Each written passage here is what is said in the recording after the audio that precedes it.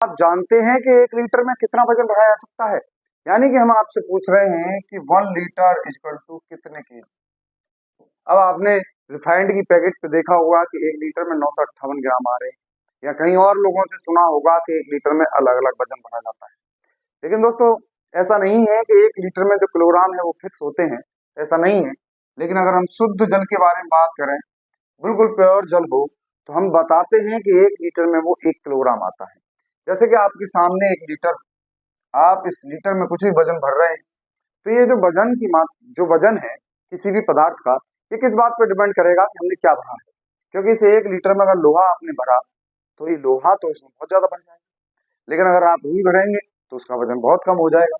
यानी कि 1 लीटर में किसी भी पदार्थ का कितना वजन आता है, इस ये सभी पदार्थों के लिए अलग अलग है।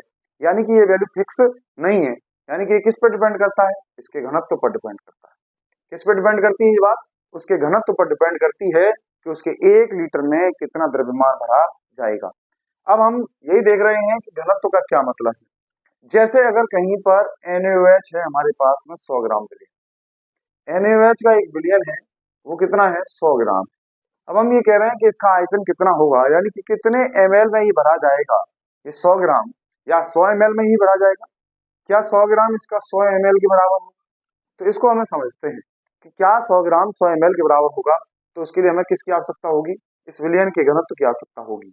यदि हमें NaOH का घनत्व, NaOH के विलयन का घनत्व अगर हमें 2.0 ग्राम प्रति ml दे रखा है, अगर हमें NaOH का घनत्व कितना दे रखा है?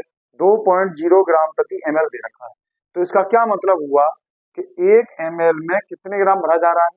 2 ग्राम भरा जा रहा है। क्या मतलब है इसका? कि 1 ml में कितने ग्राम NaOH का विलयन भरा जा रहा है? 2 ग्राम। अभी हमारे पास हमने कहा था कि अभी 100 ग्राम विलयन। अब इसको ऐसे समझिए कि 2 ग्राम 1 ml में भरा जा रहा है।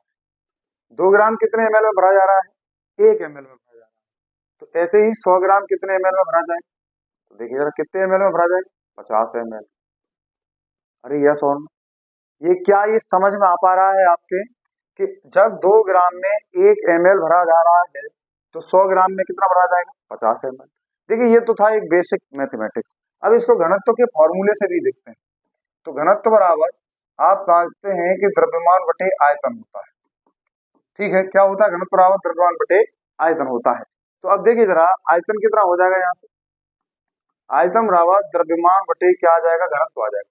आयतन बराबर क्या आ जाएगा? द्रव्यमान बटे घनत्व आ जाएगा। तो द्रव्यमान कितना है यहाँ पे देखो। तो द्रव्यमान कितना है आपके पास? 100 ग्राम।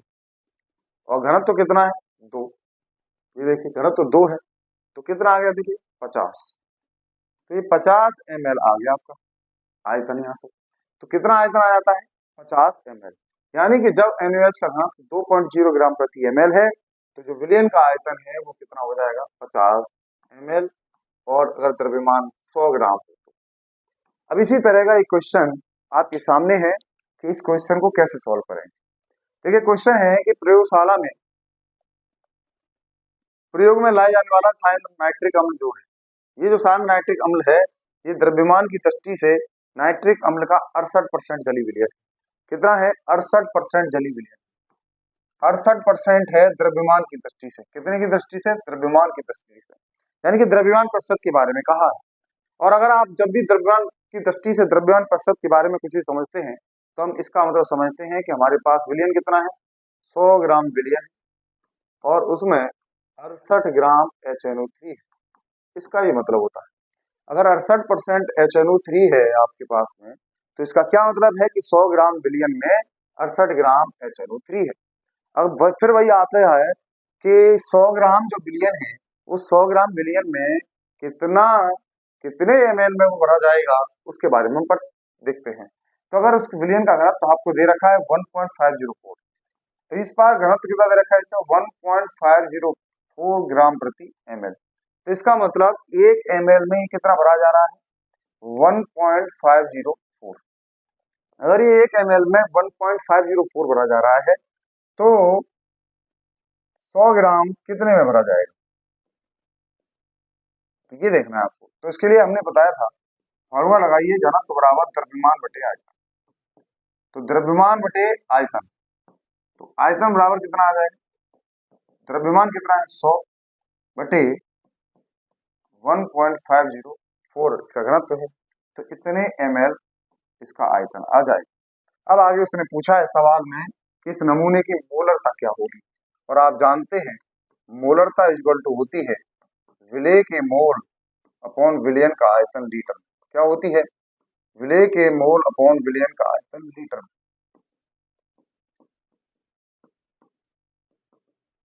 अगर ये ml में है, अगर कहीं ये ml में दे रखा है तो 1000 का गुणा कर देते हैं।